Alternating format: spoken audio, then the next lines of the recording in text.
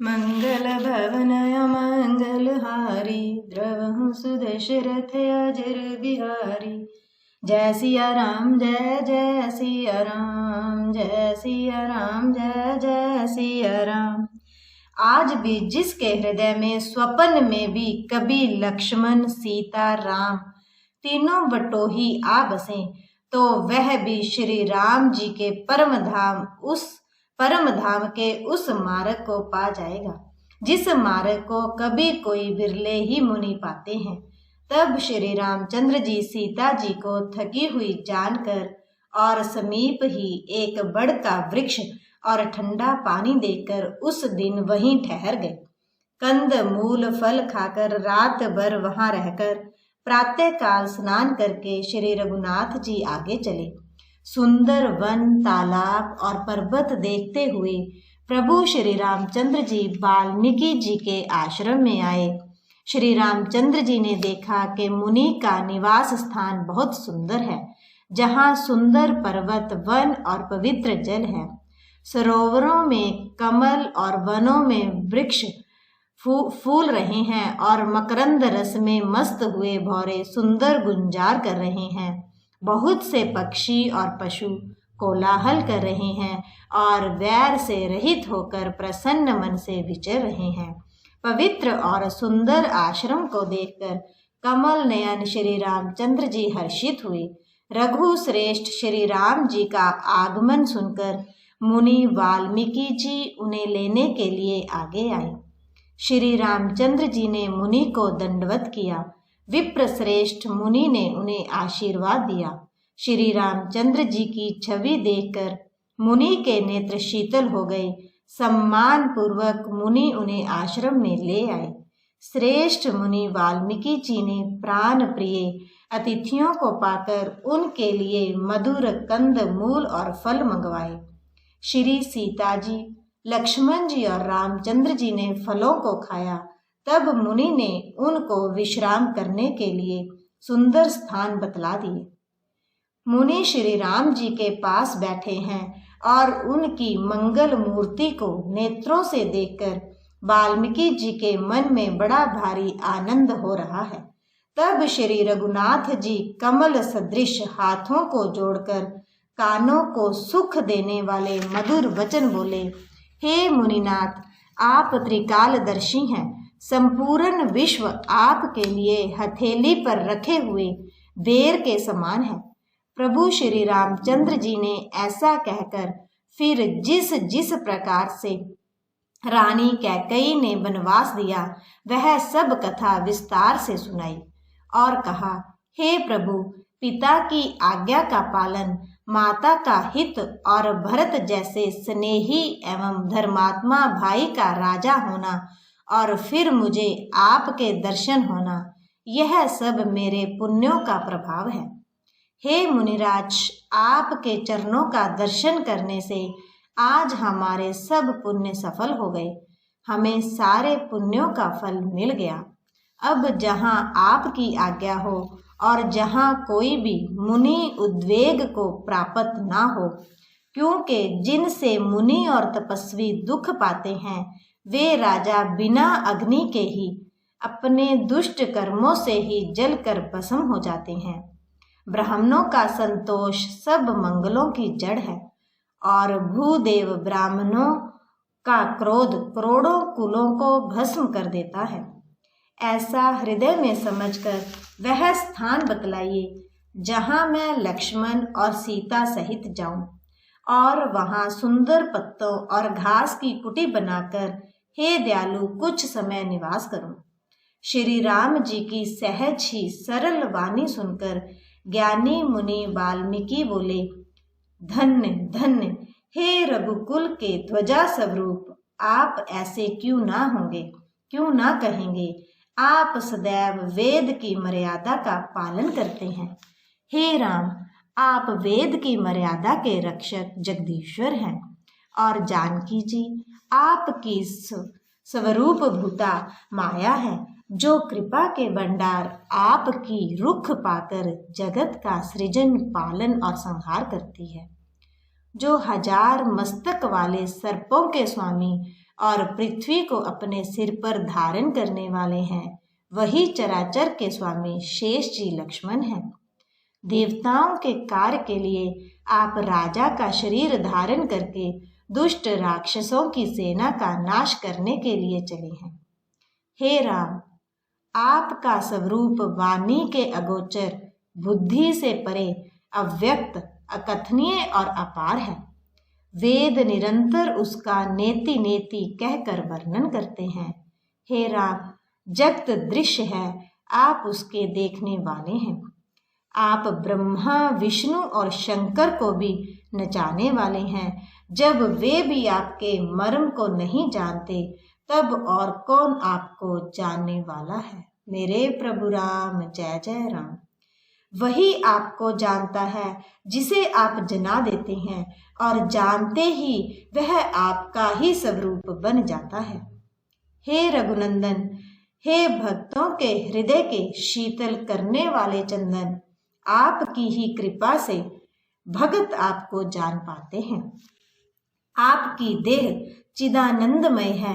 यह प्रकृति जन्य पंच महाभूतों की बनी हुई कर्म बंधन युक्त त्रिदेह वशिष्ठ मायक नहीं है, और उत्पत्ति, नाश, वृद्धि, क्षय आदि सब विकारों से रहित है।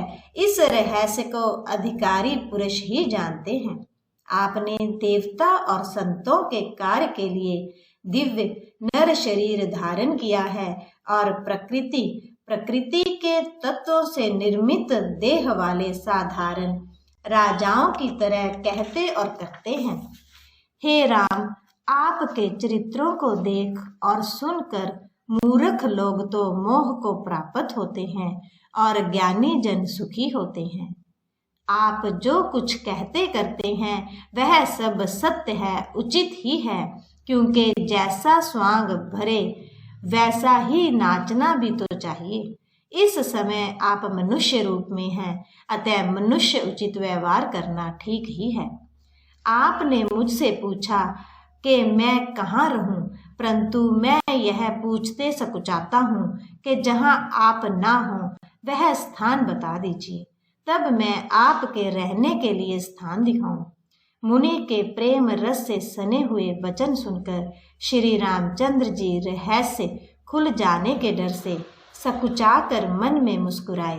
वाल्मीकि जी हंसकर फिर अमृत रस में डुबोई हुई मीठी वाणी बोले, हे राम जी सुनिए, अब मैं वे स्थान बताता हूँ जहाँ आप सीता जी और लक्ष्मण जी समेत निवास करिए, जिनके कान समुद्र की भांति आपकी सुंदर कथा रूपी अनेकों सुंदर नदियों से निरंतर भरते रहते हैं, परंतु कभी पूरे कभी तृप्त नहीं होते।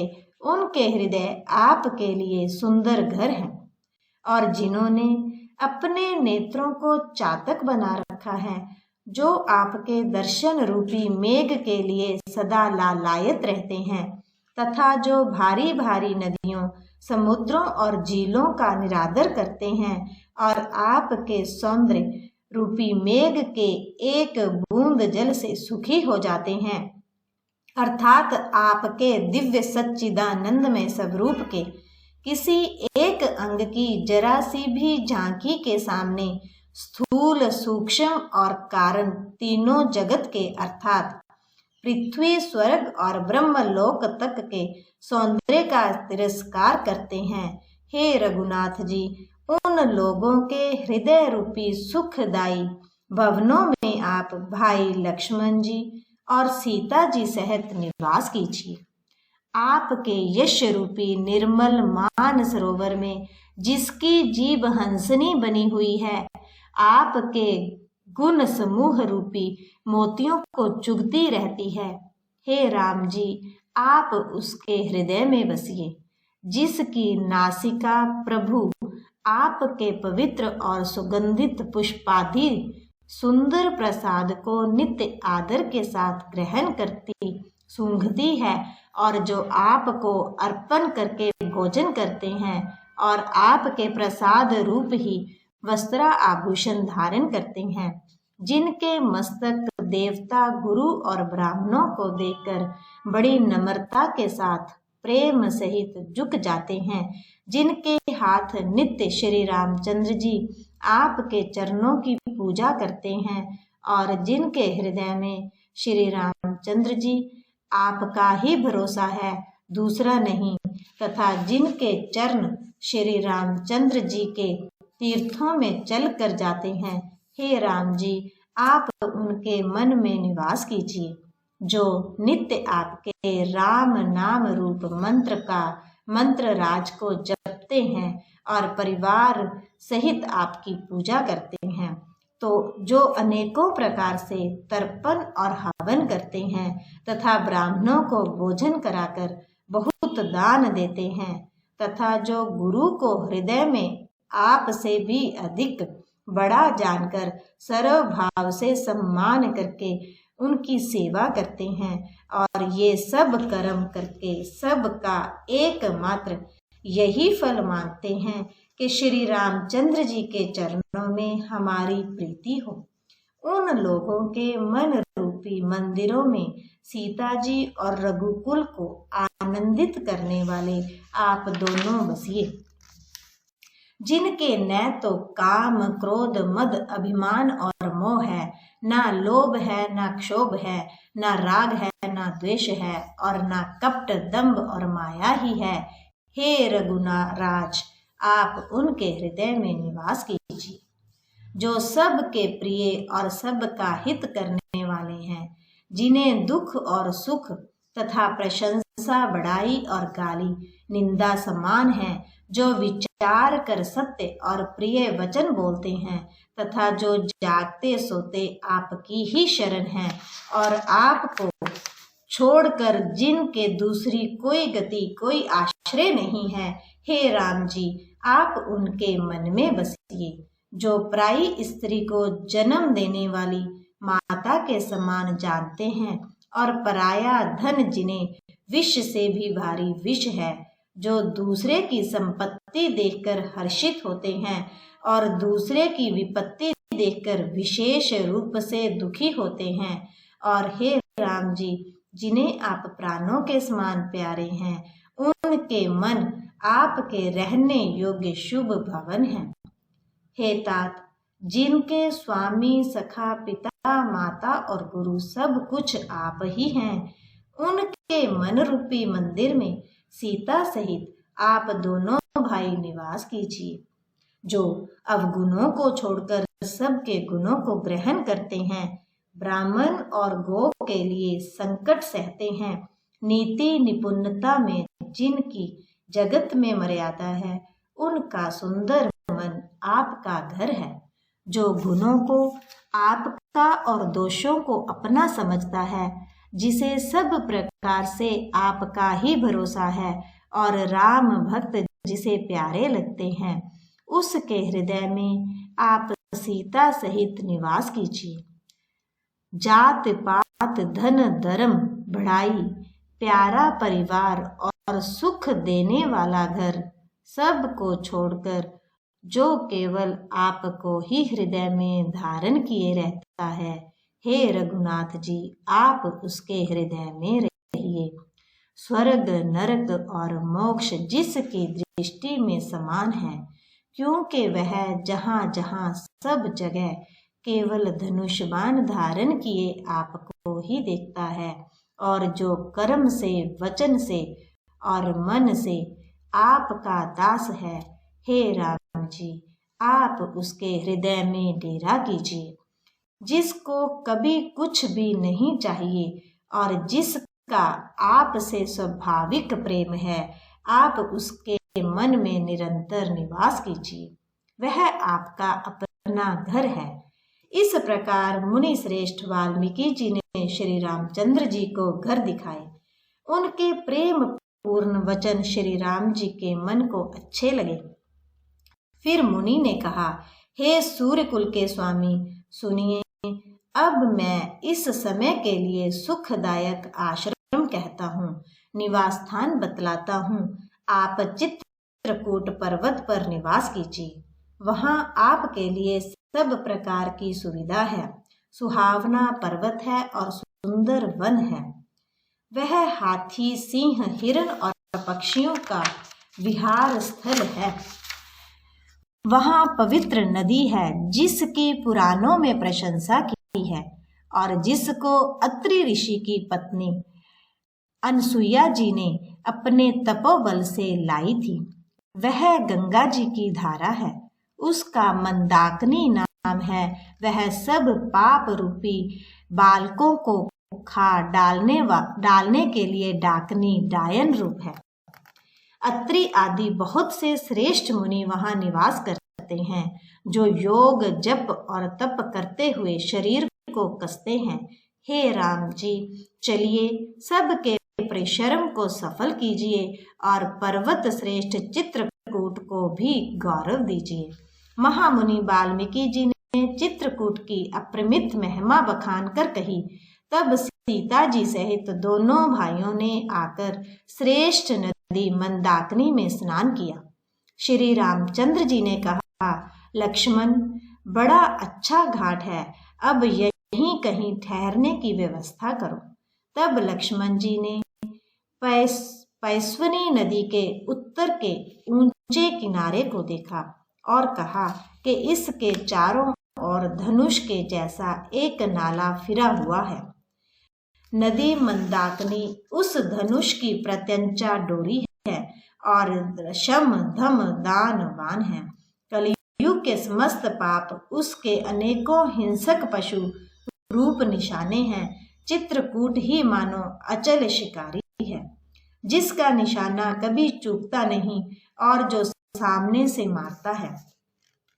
ऐसा कहकर लक्ष्मण जी ने स्थान दिखलाया। स्थान को देखकर श्री रामचंद्र जी ने सुख पाया।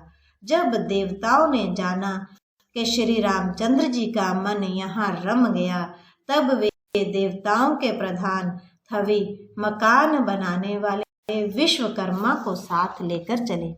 सब देवता कोल भीलों के वेश में आए और उन्होंने दिव्य पत्तों और घासों के सुंदर घर बना दिए। 2 ऐसी सुंदर कुटियां बनाई जिनका वर्णन नहीं हो सकता। उनके एक बड़ी सुंदर छोटी सी थी और दूसरी बड़ी थी।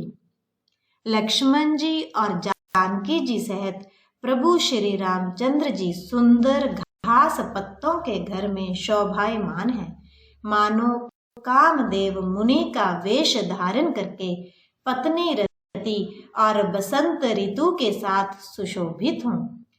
मासा प्रायण 17वां विश्राम।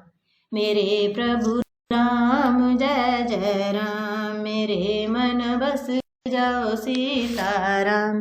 मंगल भवन अमंगल हारी, द्रवहु सुदशरथ अजर बिहारी। जय सिया राम जय जय सिया राम, जय सिया राम जय जय सिया राम।